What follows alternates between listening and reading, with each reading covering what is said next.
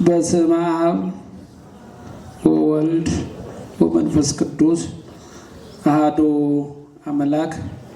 እዚህ ዕለትና እዚህ ሰዓት በምሕረቱና በቸርነቱ ጠብቆ ያደረሰን ከምንም በላይ ቃሉ በሚነገርባት ስሙ በሚመሰገንባት በምሕረቱ አደባባይ የጠራን ያሰባሰበን አባታችን አምላካችን ልዑል እግዚአብሔር ስሙ ዛሬም ዘወትርም ለዘላለሙ የተመሰገነ ይሁን።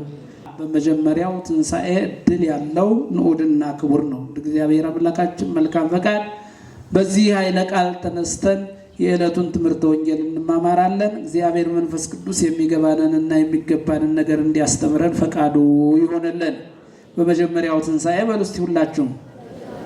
በመጀመሪያው ትንሣኤ እድል ያለው ንዑድና ክቡር ነው። እስቲ ድገሙልኝ።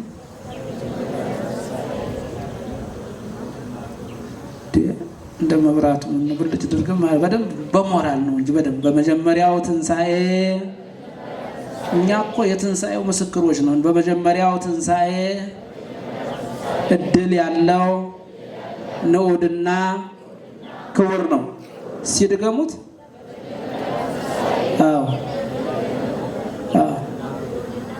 አትፍሩ። እንደዚህ መንገድ ላይ አንዱ ሰው እንዴት አድርጎ መንገዱን እንደሚያደበላልቀው አይታችኋል አይደል?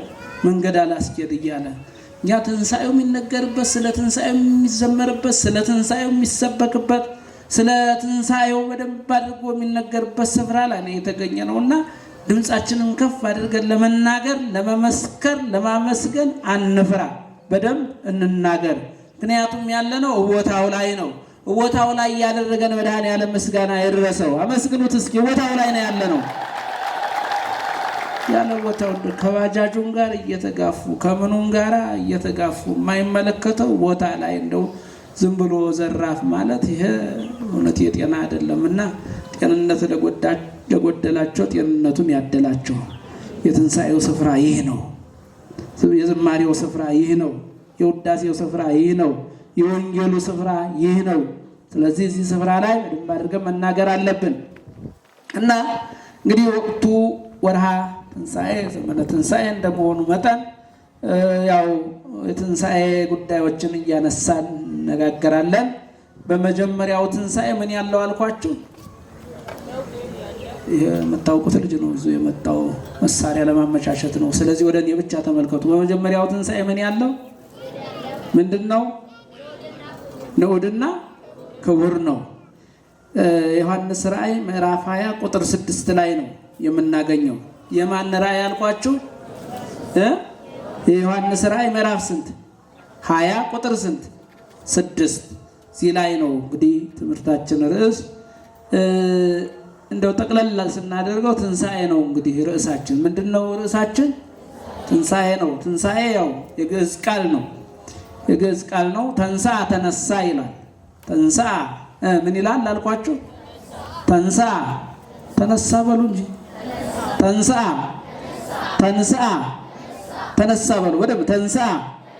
ይሄ ነው የግዕዝ ቃል ነው። ሰንበት ትምህርት በደንብ የግዕዝ ኮርስ ወስዳችኋል አይደል? ትንሣኤ ምን ዘር ይባላል? መቀመጣችሁ በራሱ በእውነት ምስጋና የሚሰጠው ነው። ባካችሁ ለሰንበት ትምህርት ቤቶቹ በእውነት ምስጋና ይገባል። እስኪ አመስግኑልኝ። እኔ ደስ ብሎኛል በእውነት። ሰንበት ትምህርት ቤት ወጣቶች ዘምረው ወደ ምሕረት ላይ ሲቀመጡ እንዴት ደስ ይላል። መርጌቶቹ ያው አገልግሎት ትንሽ ስለሚያድሩ ወረብ ይወርሙና አንዳንድ ቦታ ጠፋ ይላሉና እነሱ አገልግሎት እያደሩ ነው። ደግሞ ሰንበት ትምህርት ቤቱ ላይ አንዳንድ የዘምረው ጠፋ የሚሉበት ሁኔታ አለና እዚህ ቦታ ላይ ሁለተኛ ነው ስመጣ ቁጭ ብለው ነው የሚማሩት። በእውነት ይህ ተማረታ የማርያም በረከት አድሮባቸዋልና ይህም በረከታችሁን አይወሰድባችሁ።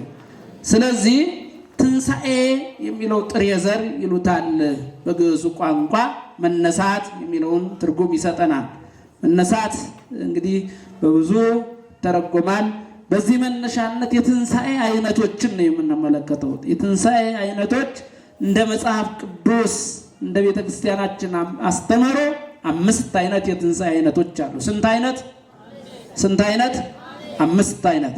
ትንሣኤ መነሳት ነው ብያቸዋለሁ እና እንደምታውቁት እኔና እናንተ የምንንቀሳቀሰው ወጥተን የምንገባው ዳገቱን የምንወጣው ቁልቁለቱን የምንወርደው ከተኛንበት አልጋችን የምንነሳው በዚህ በአራቱ ባህሪያተ ሥጋ ውስጥ ያለች 3 ባህሪያት ያላት ሕያዊት የሆነች ነፍሳችን፣ ነባቢት የሆነችው ነፍሳችን፣ ለባዊት የሆነችው ነፍሳችን ከሥጋችን ጋር አብራ እስካለች ነው። ከዚያ በኋላ ምን እንባላለን?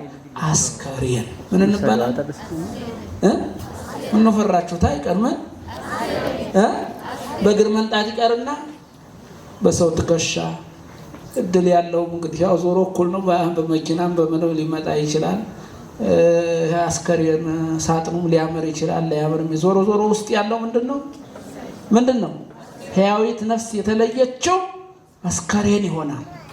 እና መነሳት የሚለው ሕያዊት የሆነችው ከነፍሳችን ከሥጋችን ማህደርነት ከተለየች በኋላ ከውስጣችን ከወጣች በኋላ ዳግመኛ ሕያዊት የሆነችው ነፍሳችን ወደ ሥጋችን ስትመለስ ሥጋን ምን እንዲሆን ታደርገዋለች? ታስነሳዋለች። ምን ታደርገዋለች? ኧረ ንገሩኝ። ታስነሳዋለች። ይነሳል ሥጋ። እንግዲህ ይሄ ከመሆኑ ከትንሣኤ አይነቶች አንደኛው ይሄ ነው። ይሄ ከመሆኑ አስቀድሞ ባለራእዩ ቅዱስ ዮሐንስ እንደተናገረው በመጀመሪያው ትንሣኤ ዕድል ያለው ነውና ክቡር ነው ይላል። በመጀመሪያው ካለ ሁለተኛ አለ፣ ሶስተኛ አለ፣ አራተኛ አለ፣ አምስተኛ አለ እና ከመጀመሪያው ጀምሮ ነው እግዚአብሔር አምላካችን መልካም ፈቃድ የምንማማረው። የመጀመሪያው ትንሣኤ ምንድነው ያለን እንደሆነ ተወደዳችሁ እግዚአብሔርን ቤተሰቦች ሀብተ ወልድና ስመ ክርስትናን የተቀበላችሁ የሥላሴ የአብ የወልድ የመንፈስ ቅዱስ ልጆች የሆናችሁ በክርስቶስ ክርስቲያን የተሰኛችሁ በመንፈስ ቅዱስ መንፈሳውያን የተሰኛችሁ እዚህ ያለን ሁላችን የመጀመሪያውን ትንሣኤ የተነሳነን። የመጀመሪያውን ትንሣኤ እንድንነሳ የመረጠን የጠራን አባታችን የመጀመሪያው ትንሣኤ ባለቤቶች ያደረገን አምላካችንን ከፍ አድርጋችሁ አመስግኑትና እነግራችኋለሁ። የመጀመሪያው ትንሣኤ ወንድ ልጅ በተወለደ በ40 ቀኑ፣ ሴት ልጅ በተወለደች በ80 ቀኗ ወይም ከዛም በኋላ አድጎም ይሁን ጎልምሶም ይሁን ሸምግሎም ይሁን ሳይነሳ ቀርቶ ወደ ቤተ ክርስቲያን መጥቶ ተምሮ የተነሳው ሀብተ ወልድናን የተቀበለ ስመ ክርስትናን የተቀበለ በማየገቦ የተጠመቀ የመጀመሪያው ትንሣኤ ባለቤት ይባላል። ምን አልኳችሁ? የመጀመሪያው ትንሣኤ ባለቤት ይሆናል ይባላል። እንግዲህ ለዚህ ምስክራችን ሐዋርያው ቅዱስ ጳውሎስ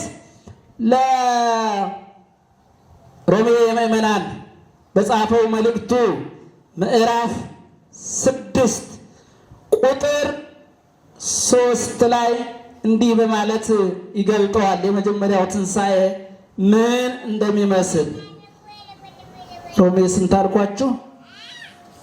ንገሩኛ እኔ እስካወጣ። ምዕራፍ 6 ቁጥር ስንት? ቁጥር 3 ይዛችሁት ሂዱ፣ ተናገሩት። ከክርስቶስ ኢየሱስ ጋር አንድ እንሆን ዘንድ የተጠመቅን ሁላችን ከማን ጋር አንድ እንሆን ዘንድ ንገሩኛ? ከክርስቶስ ማን ኢየሱስ ጋር አንድ እንሆን ዘንድ የተጠመቅን ሁላችን። ምን ያለን ሁላችን? የምንጠመቀው በምኑ ነው ብለናል? በማየገቦ ነው። ማየገቦ ማለት በዕለተ ዓርብ አምላካችን መድኃኔዓለም በመስቀል ላይ በዋለበት ሰዓት እንግዲህ እጆቹን በችንካር ተቸንክሯል፣ እግሮቹን በችንካር ተቸንክሯል። ከዚህ በተረፈ አንድ ወታደር መጥቶ ጎኑን ወግቶታል። ጎኑን ሲወጋው ውሃ ከጎኑ ላይ ፈሷል። ይህም ምን ይባላል? ማየገቦ ይባላል። ማየ ምን ይባላል? ገቦ ማለት ጎን ማለት ነው። በግዕዝ ቋንቋ ገቦ ይለዋል፣ በአማርኛው ጎን ይለዋል። ከጎኑ የፈሰሰ ውሃ ማለት ነው። ስለዚህ ከቀኝ ጎኑ በፈሰሰ ማየገቦ አማካኝነት ከክርስቶስ ኢየሱስ ጋር አንድ እንሆን ዘንድ የተጠመቅን ሁላችን ከሞቱ ጋር አንድ እንሆን ዘንድ እንደተጠመቅን አታውቁምን? ከክርስቶስ ኢየሱስ የተጠመቅን ሁላችን ከሞቱ ጋር ከምኑ ጋር? ከሞቱ ጋር አንድ እንሆን ዘንድ እንደተጠመቅን አታውቁምን በማለት ነው የሚገልጠው። ስለዚህ ወደ ቤተክርስቲያን ስትመጡ ክርስትና ስትነሱ ስታስነሱ ልብ አድርጋችሁ ካስተዋላችሁት ካህናቱ ጸሎቱን ያደርሳሉ፣ መጽሐፈ ክርስትናውን ያደርሳሉ። ስርዓተ ቅዳሴው ከተከናወነ ጸሎተ ክርስትናው ከተከናወነ በኋላ በመጨረሻ ሰዓት ዲያቆኑ ሕፃኑን ይቀበልና ለአብ ለወልድ ለመንፈስ ቅዱስ አሰግዳለሁ ይላል። ይህን 3 ጊዜ ካከናወኑና ስመ ክርስትና ከተሰየመለት በኋላ ካህኑ ይቀበልና እተዘጋጀው ማየብርት ውስጥ ይከተዋል። ምን ያደርገዋል? ያስገባዋል። ወደ ታች እንዳስገባው ይቀራል። እንደገና መልሶ ምን ያደርገዋል? ያወጣዋል። ይህን ስንት ጊዜ ያደርገዋል? ንገሩኛ። ስንት ጊዜ? 3 ጊዜ ያደርገዋል። ስለዚህ እንደዚህ ወደ ውስጥ መጥለቁ ወይም መከተቱ ወይም መነከሩ ይሄ ምኑን ያሳያል? ከመስቀል ላይ ወርዶ ወደ መቃብር መውረዱን ያሳያል። የተወደዳችሁ እግዚአብሔር ወደ መቃብር ምን ማለቱን ምን ያሳያል? ያ 3 ጊዜ በቅጥልቅ አድርጎ መውጣቱ ክርስቶስም 3 መዓልት 3 ሌሊት በከርሰ መቃብር አድሮ ሙስና መቃብርን አጥፍቶ የሞት የመቃብርን ኃያልነት የመቃብርን አሸናፊነት የመቃብርን ውጦ ማስቀረትነት የመቃብርን ማበስበስ የመቃብርን ማፍረስ ስልጣን አስቀርቶ በታላቅ ኃይልና ስልጣን መነሳቱን የሚያስረዳና የሚያጠይቅ ምስጢር ነው። ያን ከዚያን ጊዜ ጀምሮ የመቃብር ስልጣን ተሽሯል። የማን ስልጣን ተሽሯል? የመቃብር ስልጣን ምን ብሏል? እኛን ውጦ ይዞ ማስቀረት አፍርሶ አበስብሶ ማስቀረት አይቻለውም። ጊዜው ሲደርስ ሰዓቱ ሲደርስ ሙታን ይነሱ የሚለው አዋጅ ሲታወጅ ሁላችንም እንደ አምላካችን እንደ ክርስቶስ ምን እንላለን? ካልተነሳንማ ምን ያደክማል? ካልተነሳንማ መጠመቅ ምን ያስፈልጋል? ካልተነሳንማ ክርስትና ምን ያስፈልጋል? ትንሣኤ ስላለን ነው። ምን ስላለን ነው? ትንሣኤ ያለን። ደስ ይበላችሁ፣ አመስግኑ። ትንሣኤ ያለን ክርስቲያኑ በደንብ አድርገን እንመን። አዎ፣ ስለዚህ ይሄ የመጀመሪያው ከዚህም አንጻር ነው ብዙውን ጊዜ እኛ ቅድስት ኦርቶዶክሳዊት ተዋሕዶ ቤተክርስቲያን ልጆች 40 ቀን ወይም 80 ቀን ሲሞላ ወደ ቤተክርስቲያን ስንመጣ ክርስትና ምን ብዬ ልንጣ ነው የምንለው? ምን ብዬ አስነስቼ ስንመለስ ደግሞ ክርስትና አስነስቼ ምን አለ መጣሁ እንላለን። መነሳት ይለዋል፣ መወለድ ይለዋል። ከዚያ በኋላ ሞት የለም። ከዚያ በኋላ የዲያብሎስ ልጅ መሆን የለም። ከዚያን ሰዓት ጀምሮ እኛ የማ ልጆች ነን? እግዚአብሔር ልጆች ነን። የአብ የወልድ መንፈስ ቅዱስ ልጆች ነን። የሥላሴ ልጆች ነን። ተነስተናላ፣ ተጠምቀናል። ከክርስቶስ ጋር ምን ሆነናል? አንድ ሆነናል። ከክርስቶስ ጋር ምን ሆነናል? በጥምቀቱ አማካኝ ምን ሆነናል? አንድ ሆነናል። ይሄ የመጀመሪያው ትንሣኤ ይባላል። ጊዜ ሁላችንም የዚህ ትንሣኤ ባለቤቶች ነን። አይደለም? ይሄ ልጅነት በዚህ አማካኝ ልጅነቱ ተሰጥቶናል። የክርስቶስ ልጆች ሆነናል። ይሄ የመጀመሪያው ትንሣኤ ይለዋል። ሁለተኛው ትንሣኤ የተወደዳችሁ የእግዚአብሔር ቤተሰቦች ትንሣኤ ልቡና ይባላል። ትንሣኤ ምን ይባላል? ተናገሩ። ትንሣኤ ልቡና። እንግዲህ ሰው በምድር ላይ ሲኖር ኃጢአት ይገጥመዋል፣ ውድቀት ይገጥመዋል፣ ክህደት ይገጥመዋል፣ ጥርጥር ይገጥመዋል፣ ክፋት ይገጥመዋል። ዕለት ዕለት ደክመን ሰንፈን አውቀንም ሳናውቅም ስተንም ተሳስተንም ደፍረንም በሰራነው ኃጢአት እንወድቃለን። ምን እንላለን? እንወድቃለን። ወድቀን አንቀርም። አምላካችን ኢየሱስ ክርስቶስ በአዲስ ኪዳን ከሰራልን ስርዓት መካከል አንደኛው ንስሐ ነው። በንስሐ እንነሳለን። ወድቀን እንዳንቀር፣ ጠፍተን እንዳንቀር፣ ክደን እንዳንቀር፣ ሞተን እንዳንቀር፣ በኃጢአታችን ሙታን ሆነን እንዳንቀር እንነሳ ዘንድ የንስሐን ስርዓት የንስሐን ትምህርት የሰራልን የድንግል ማርያም ልጅ መድኃኔዓለም ምስጋና ይገባዋል፣ ምስጋና ይገባዋል። አመስግኑት፣ ግድ የላችሁም። ምስጋና ጥሩ ነው። ምስጋና ምንድን ነው? ጥሩ ነው። ይገርማችኋል። ስታመሰግኑ ይጨመርላችኋል። አመስጋኝ መሆን ያስፈልጋል። ስለዚህ ይሄ ደግሞ በንስሐ የምንነሳበት ስርዓት ትንሣኤ ልቡና ይባላል። ትንሣኤ ምን ይባላል? በመጀመሪያው ትንሣኤ ዕድል ያለው ምንድን ነው? ንዑድና ክቡር ነው ብለናል። ስለዚህ ትንሣኤ ልቡና ይባላል። ይሄ ደዋጠር ባለመልኩ አንድም ትምህርት አምላካችን ክርስቶስ ያስተማረውን ትምህርት አንስተን ጠቅለል እናደርገዋለን። የሉቃስ ወንጌል ምዕራፍ 15 ቁጥር 11 ላይ ስታነቡ አንድ ልጅ ከወንድሙ ጋር በአባቱ ቤት ተንደበላቆ በልቶ ጠጥቶ ለብሶ እንደ ልቡ በደስታ በሰላም ሲኖር ከዕለታት በአንድ ቀን ወደ ሩቅ አገር ለመሄድ ተመኘ። ወዴት ለመሄድ ተመኘ? የአባቱ ቤት በረከት ሳይታየው፣ ጥጋብ ሳይታየው፣ በሰላም መኖር ሳይታየው፣ ሳይሰራ በሰራተኞች ተቀጥሮለት መኖር ሳይታየው ወደ ሩቅ አገር መሄድ ተመኘ ይላል። ከዚያ በኋላ አባቱም ምን አለው? አባቴ ሆይ ከገንዘብ ድርሻዬን ስጠኝና ልሂድ አለው። አባቱም ነፃነቱን ለማክበር ገንዘቡን ከፍሎ ሰጠው፣ ሄደ። ገንዘቡ ሲኖር ሰዎቹ በደስታ ተቀበሉት፣ አባሉት፣ አጣጡት፣ አጫረሱት፣ ዘመሩለት፣ አመሰገኑት፣ ግጥም ደረደሩለት። የባለ ጸጋው የባለ ሀብቱ ልጅ እያሉ ገንዘቡ እስኪያልቅ ድረስ።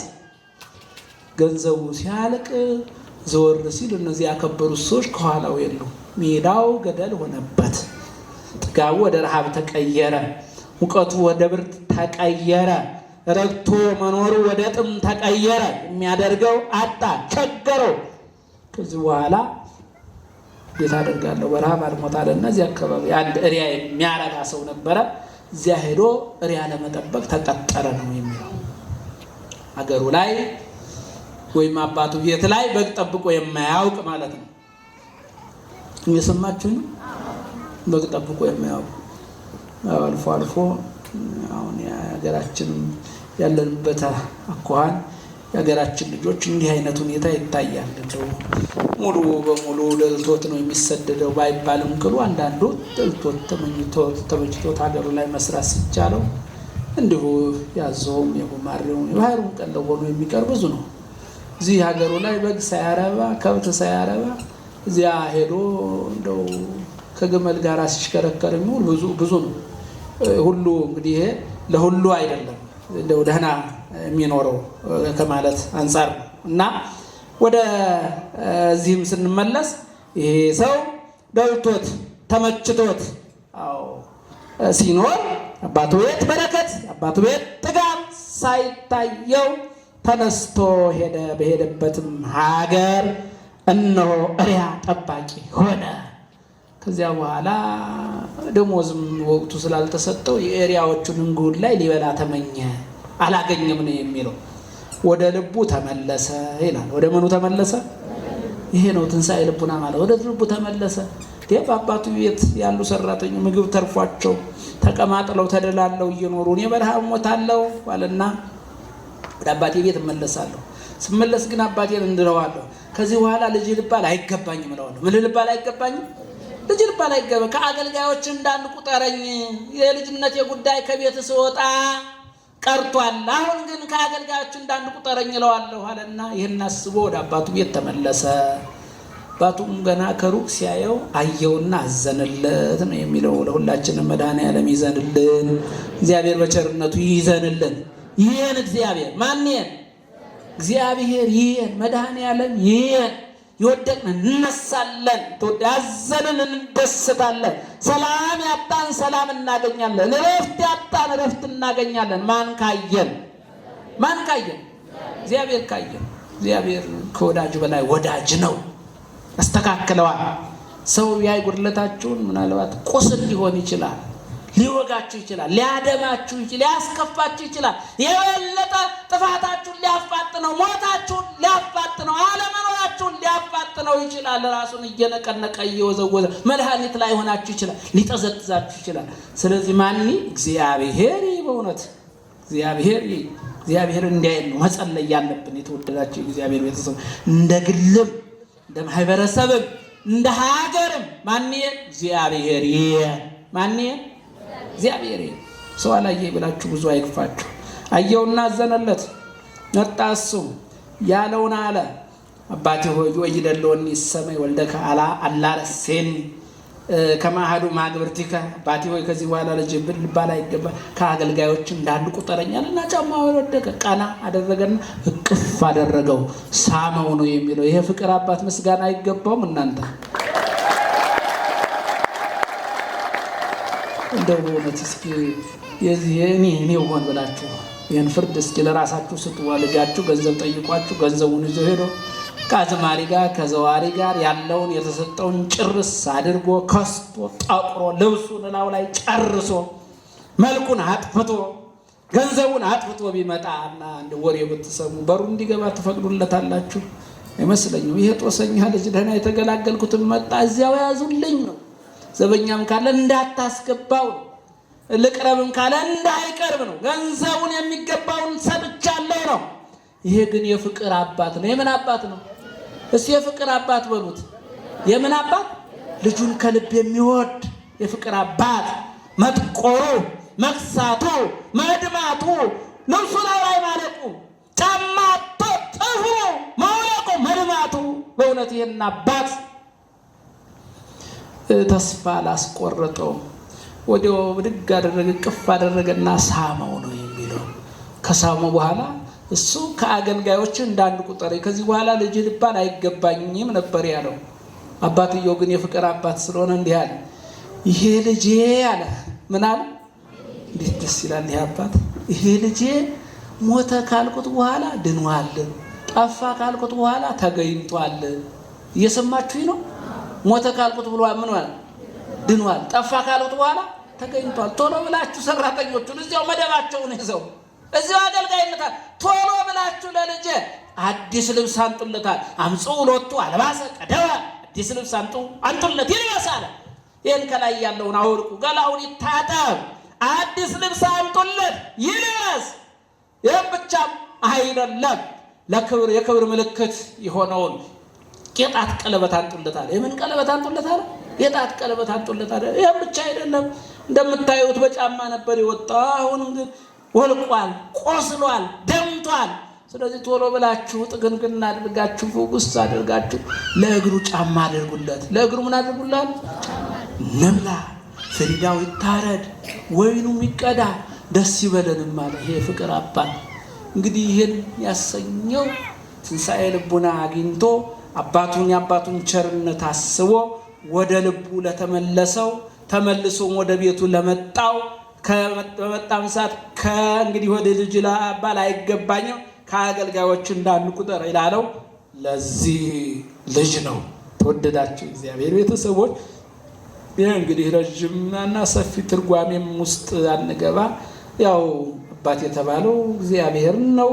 የጠፋው ልጅ የተባለ ምንጊዜም ከአባታቸው ከእግዚአብሔር ቤት የሚጠፉትን ይወክላል። ከማቤት ከእግዚአብሔር ቤት የሚጠፉትን፣ ከቤተ ክርስቲያን የሚጠፉትን በማይገቡ ተጠምቀው ልጅነትን አግኝተው እንደገና ልጅነታቸውን አበላሽተው አቆሽሸው ክደው ስተው ጠፍተው ዓለማውያን ሆነው የሄዱት ሰዎች ምናልባት የአባታቸው ቤት የቅድስት ቤተ ክርስቲያን ባህዴቷ፣ ማሪዋ፣ ዶግሟ፣ ቀኖኗ፣ እውነተኝነቷ ትዝ ብሏቸው የትም ይሄዱ የትም ጥንቋይ ቤት ይሄዱ ሌላም ማይመለከታቸው አዳራሽ ሽጉ ምን የሚሆኑ ምን ሲመለሱ እግዚአብሔር በሩ ክፍት ነው። ትንሣኤ ልቡና አግኝተው ለተመለሱት እግዚአብሔር ምኑ ክፍት ነው? በሩ ምንድን ነው? እንዳይመስላችሁ ክፍት ነው በሩ። እንደኛ እንዳይመስላችሁ። እኛማ ምን የትኛው ምን ትዕግስት አለ? አንታገስም እኮ እንደውም ሳየው እንዲመለስም ብዛት እንፈልግም አይመስልም።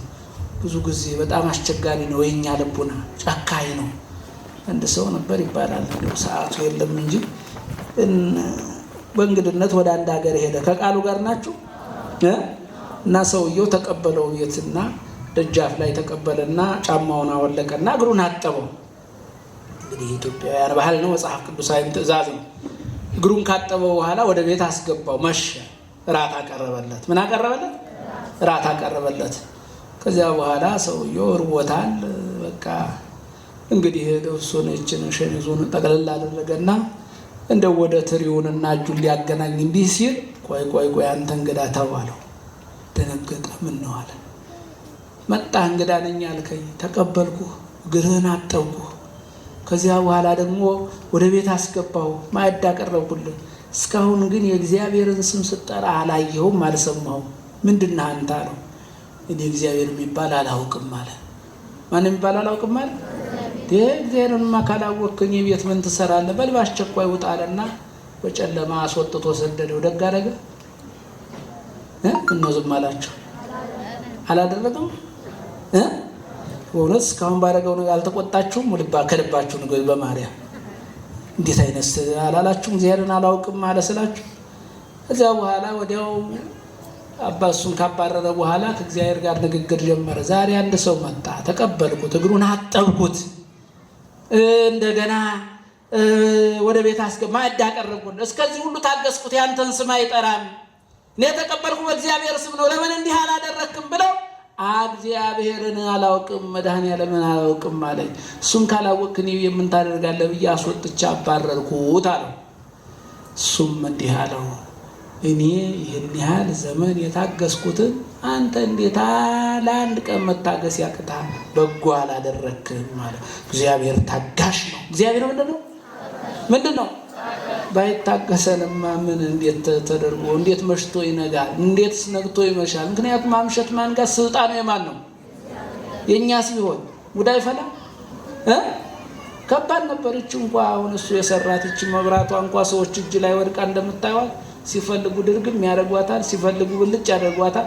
ሰው እጅ ላይ የወደቀ ነገር በጣም ከባድ ነው። ውሃዋም እንደምታውቁት እሱን የሰራው ግን ያው በሰጠ ቴክኖሎጂ የሆነ ቦታ ላይ ታንከሩ ምኑ ተበጅቶላት ስትፈልግ ጥፍት ትላለች፣ ስትፈልግ ትመጣለች። የመምሸቱና የመንጋቱ ጉዳይስ እንዲያ ቢሆን እንዴት ይሆናል? ቢረዝም ሳይመሽ ቢረዝምብን፣ ሳይነጋ ቢረዝምብን። በነገራችን ላይ እንዲህ ሆነው የሚኖሩ ሀገሮች አሉ። ምናልባት ሄዳችሁ ያያችሁ ስካንዲኔቪያ አካባቢ ላይ ያሉ ራሳቸውን አተለው ነው የሚኖሩት። ማታ ላይ መሸ ብለው እንደው ወደ 12 ሰዓት አካባቢ ላይ ጥቁር መጋረጃ ጋረድ ያደርጉና ተኛ ይላሉ። እኔ መሸምለው ፀሐዋ ስትጠልቅ ነው አልተኛምልና እስከ 6 ሰዓት ፍጥጥ ብዬ ቆያለሁ። ከዚያ በኋላ ልክ 6 ሰዓት ላይ ደግሞ አይ እንግዲህ መሸት ሲል አይ በቃ አሁን መሸልና ተኛለሁ። 9 ሰዓት ላይ ደግሞ ፀሐዋ ቦግ ትላለች። እኛ ግን 24 ሰዓት እግዚአብሔር ያስተካክሎ ያወጣታል፣ ያስገባታል። 12ን እየከፈለ እንዲሆነ ነው ምን ኖር። አታመሰግኑትም? እናንተ በቃው ተሰቃያላችሁ እንዴ? እዚያሽ ቆየት ብለው የሚመጡ ሰዎች ገጥሟቸው ከሆነ ትንሽ ሲያነጋግሩ ሙሉ አይደለም። ወለ ለመናገር ይቅር ይበለኝ ጌታና እንደው ይሄንንም ይዘውት የት ሄደ ይላሉ። ለካ ወደው ያው በበረዶ ክምር ደግሞ በጋ ሲመጣ ደግሞ ሲኦል ነው። የኛንስ ተመልከቱት። በእውነት ክርስቲያኖች በጣም እጅግ ውብ ድንቅ ራሱ በቃ አየር መቆጣጠሪያው ራሱ አድርጎ አኖረናል። ስለዚህ ያ ሰው እንደምን አልታገስከውም? እኔ መላ ዘመኑን የታገስኩትን አንተ እንዴት በአንድ ቀን አስወጥተህ ትሰደዋለህ አለው ነው። እሱ ግን በጎ የሰራ መስሎት ነው። ሰው እንዲህ ነው፣ ይጨክናል፣ አያመዛዝንም፣ አይራራም። እግዚአብሔር ግን ትንሣኤ ልቡን አግኝተው በንስሐ ወደ ቤቱ ለተመለሱ የምህረቱ ደጅ ክፍት ነው። ስለዚህ ሁላችንም በወደቅንበት ኃጢአት በሳትንበት ኃጢአት በትንሣኤ ልቡና አማካኝነት ብንመለስ እግዚአብሔር ይቀበለናል። ማን ይቀበለናል? ማን ይቀበለናል? እግዚአብሔር በፍቅር በምህረት ይቀበለናል። እግዚአብሔር ለሚመለሱ ልጆቹ ምን አለው? ልብስ አለው። እግዚአብሔር ለሚመለሱ ልጆቹ ምን አለው? የተወደዳችሁ እግዚአብሔር ቤተሰቦች ምግብ አለው፣ ቤት አለው። የተወደዳችሁ እግዚአብሔር ለሚመለሱ ልጆቹ በምህረት ለመቀበል ዝግጁ ነው እግዚአብሔር። ስለዚህ ልብስ የተባለው ተወደዳችሁ እግዚአብሔር ቤተሰቦች ልብስ የሚለው ልጅነትን ነው። ቀለበት የሚለው ሃይማኖትን ነው። ጫማ ብሎ የገለጠው ወንጌልን ነው። አሁን የምንሰማው ወንጌል የዓለምን ክፋት የምንረግጥበት፣ እሾሁን የምንጠቀጥቅበት፣ እንቅፋቱን የምናልፍበት እንጂ ዝም ብለን ሰምተን ተመልሰን የምንሄድበት፣ ዓለምን የምንመስልበት፣ ዓለማውያን የምንሆንበት፣ ለዓይን አምሮቱ ለስጋ ፍላጎቱ የምንገዛበት አይደለም። ስለዚህ ልዑል አምላካችን እግዚአብሔር ለሁላችንም ትንሣኤ ልቡና እንዲያድለ ፈቃዱ ይሁንልን።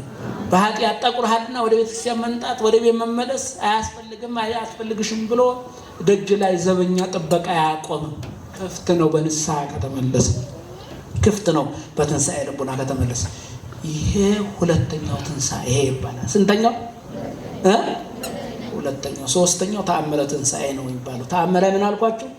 ሰው ነፍሱ ከስጋው ከተለየሽ በኋላ እንደገና ሕያዊት ነፍሱ ወደ ስጋው ተመለሶ በዚህ ምድር ላይ የሚኖረው ማለት ነው። ይሄንን ኤልያስም ኤልሳዕም አድርገውታል በብሉይ ኪዳን። በአዲስ ኪዳን ክርስቶስ በተደጋጋሚ አድርጎታል። በተደጋጋሚ እንደው በጠር አልዓዛርን ታውቁታላችሁ። ለማስተዋወስ ያህል እዚህ የሉቃስ ወንጌል ምዕራፍ 7 ቁጥር 12 ላይ ናይን ወደምትባል ከተማ በዚያች በናይን ከተማ አንዲት መበለት ነበረ። ልጇ ሞተ። ልጇ ምን አለ? ሞተ። ስለዚህ ጎረቤት ተሰብስቦ ሊያቃብራት መቃብር ቆፋሪዎች ቀድሞ ሄዱ። መቃብሩ ተቆፍሮ ሐዘነኞች ተከተሏት ልትቀብር ይዛ ስትሄድ ከተማው በር ላይ ሕይወትና ትንሣኤ ነኝ ካለው ከክርስቶስ ጋር ተገናኙ። ለቃስተኞች ሐዘነተኞችና ትንሣኤና ሕይወት የሆነው ክርስቶስና ሞት ያስለቀሳቸው ያሳዘናቸው ሰዎች አስከሬን የተሸከሙ ከተማው በር ላይ ተገናኙ። ከዚህ በኋላ እንዲህ አለ፣ ትንሣኤና ሕይወት ነኝ ያለው ክርስቶስ ምንድነው? አውርዱት አለ። የተሸከሙትን አስከሬን አወረዱት። ከዚያ አስከሬኑ አንተ ብላቴና ተነሳ አለሃለሁ አለው። መቃብሩ እኮ ተቆፍሯል። ሊቀብሩት ነው ይዘውት የሚሄዱት። እናቱ አልቅሳለች። ጎረቤት አብሮ ሲያላቅሳ ቆይቷል። ግን ሞት በሕይወት ፊት በትንሣኤ ፊት አቅም ስለሌለው ሞት ከላዩ ላይ ብድግ አለና ሄደ። ያ ልጅ ብድግ ብሎ ፈጠን ብሎ ተነሳ ይላል። ይሄ ተአምረ ትንሣኤ ይባላል። ለትንሣኤው ጌታ ምስጋና ይገባዋል። ምስጋና አቅርቡለት። አራተኛው ትንሣኤ የክርስቶስ ትንሣኤ ነው። የማን ትንሣኤ ነው? ሰሞኑን የተማርነው የማን ትንሣኤ? ክርስቶስ ምን ብሏል? በታላቅ ኃይልና ስልጣን ምን ብሏል? እኛም ምን እንላለን? ንገሩኛ። ምን እንላለን? በአንቀጸ ጸሎታችን የሙታን ትንሣኤ እንዳለ ምን እንላለን? እናምናለን እንላለን አይደለም? አምስተኛው ትንሣኤ ትንሣኤ ዘጉባኤ ይባላል። ይሄ ሁለት ይከፈላል። መልካም የሆነ ለመልካም ትንሣኤ ለሕይወት ትንሣኤ ይነሳሉ ይላል። በጎ የሰሩ ክፉ ሲሰሩ ለሐሳር ትንሣኤ ይነሳሉ ይላል። ስለዚህ የመጀመሪያው ትንሣኤ እድል ያለው ነው፣ ውድና ክቡር ነው የሚለው ትንሣኤ ልቡናና የመጀመሪያው ትንሣኤ አልኳችሁ ነው።